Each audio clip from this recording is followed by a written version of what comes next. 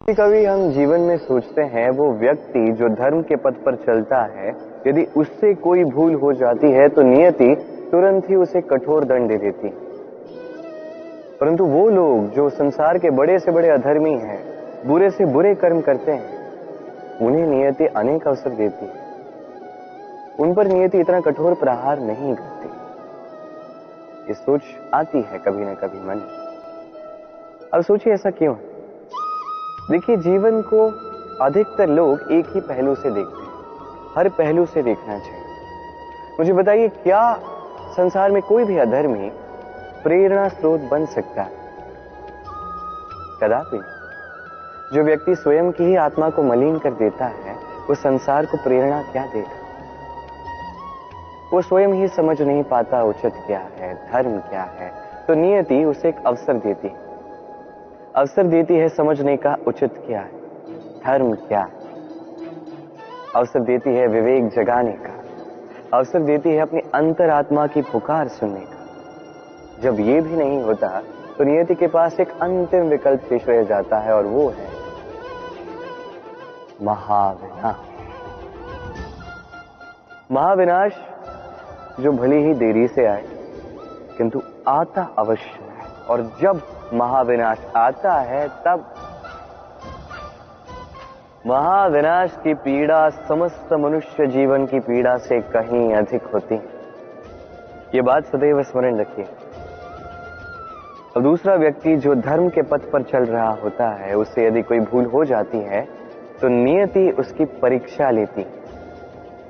उस समय मनुष्य को लगता है कि नियति ने उसे कठोर दंड दिया, पर समय के साथ हम सभी देखते हैं, जब वो व्यक्ति उस परीक्षा में उत्तीर्ण हो जाता है, वो समस्त संसार के लिए प्रेरणा स्रोत बन जाता है। अर्थात नियति हर एक व्यक्ति को उसके कर्म का उचित फल देती है, उचित दंड भी देती है। अंतर है तो बस समय और आपकी सोच का। भगवान और भक्त जब एक आकार होते हैं, जब भक्त अपने भगवान की ओर, अपने जीवन के उद्देश्य की ओर पूर्णतः समर्पित होता है, तब जन्म लेती है भक्ति। अब संसार में सारी आशाएं भले ही आपका साथ क्यों ना छोड़ दें, कि भक्ति आपके साथ रहेगी। भक्त और भगवान जब एक आकार हो जाते हैं तो उनमें कोई अंतर नहीं रहता। वो एक हो जाते हैं, एक व्यक्तित्व, एक अस्तित्व।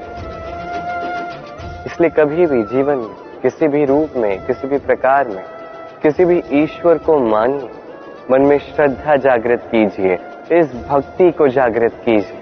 संसार में भले ही सब कुछ आपको छोड़ के चला जाए, तब भी ये भक्ति केवल आपका उत्थान ही करेगी।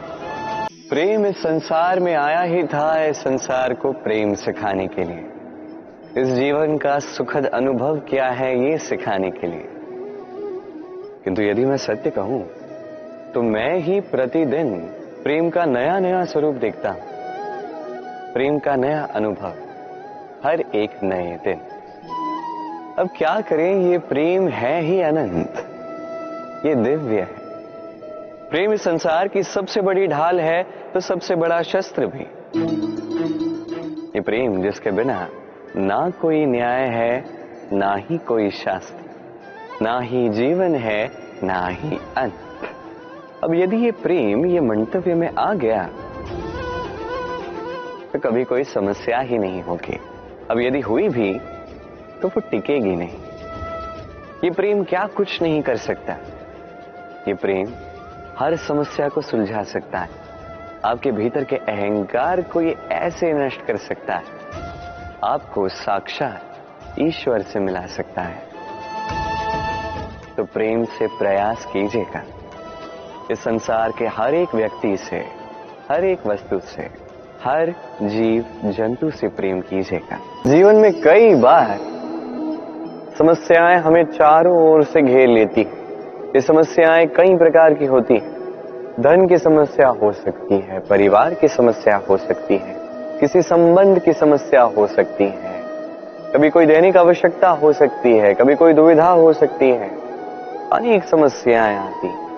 किंतु जब भी कोई समस्या होती है, हमारे मन में उसके लिए एक उत्तर अवश्य होता है जो हमारे ही भीतर होता है। इसे हम कहते हैं आत्मा। आत्मा परमात्मा का ही रूप होती है और परमात्मा वो तो कभी कुछ अनुचित नहीं चाहते, है कि नहीं? ये आत्मा अच्छे से जानती है क्या उचित है क्या अनुचित है। यदि चुनौती है तो वो ये कि आप अपने मन को समझ लें, क्योंकि आत्मा तो परमात्मा से ही आती है, किंतु ये मन मनुष्य जन्म से प्राप्त करता है और इसका विकास होता है इस संसार को देख के। जिस दिन आपका ये मन और आपकी आत्मा दोनों एक हो जाएंगे, आत्मसात हो जाएंगे, उस दिन आपके जीवन में ना कोई समस्या होगी, ना कोई कठिनाई, ना ही कोई संकट, क्योंकि आपके पास हर समस्या, हर कठिनाई, हर संकट का हल होगा, वो भी आप ही के भीतर। हम सभी जीवन में चाहते हैं कि हमें सफलता मिले, हम चाहते हैं कि इस संसार में हमारा यश फैल जाए, हम चाहते हैं कि हम चर्चित हो, किंतु चाहने से क्या होता है? यदि संसार में चर्चित होना है तो परिचित होना होगा परिश्रम से। जब तक आप परिश्रम से परिचित नहीं होगे, सफलता से परिचित नहीं होगे। संघर्ष तो करना होगा। हर दिन, हर वर्ष, जीवन की हर परिस्थिति में हो सकता है नई नई बाधाएं आए, नए नए चक्रवात आए, और आवश्यक नहीं कि हर चक्रवात विनाश के लिए ही आता है।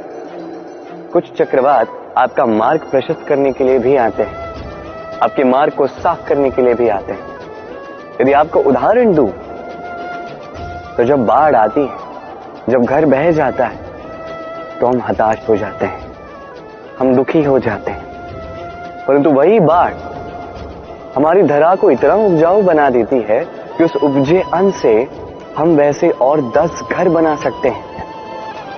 तो सकारात्मक रहिए और हर संघर्ष के लिए तत्पर रहिए, जीवन में बहुत आगे जाएंगे। और ऐसे कुछ कार्य करने पड़ते हैं जो आपको साथ मिलकर ही करने होते हैं, एकजुट होकर, संयुक्त होकर। अब संयुक्त से मेरा तात्पर्य क्या है? मैं उन लोगों की बात नहीं कर रहा जो वास्तविक रूप में एक दूसरे के साथ आकर कार्य करते हैं।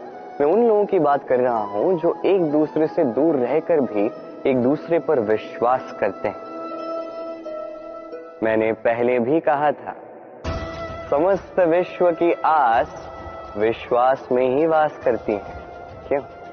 तो जहां समस्त विश्व है, जहां समस्त संसार है, वही विश्वास है। तो अपने आसपास ऐसे दल को संगठित कीजिए जिन्हें आप पर विश्वास है और जिन पर आप विश्वास करते हैं। तो आइए और मेरे साथ प्रेम से कहिएगा, राधे राधे।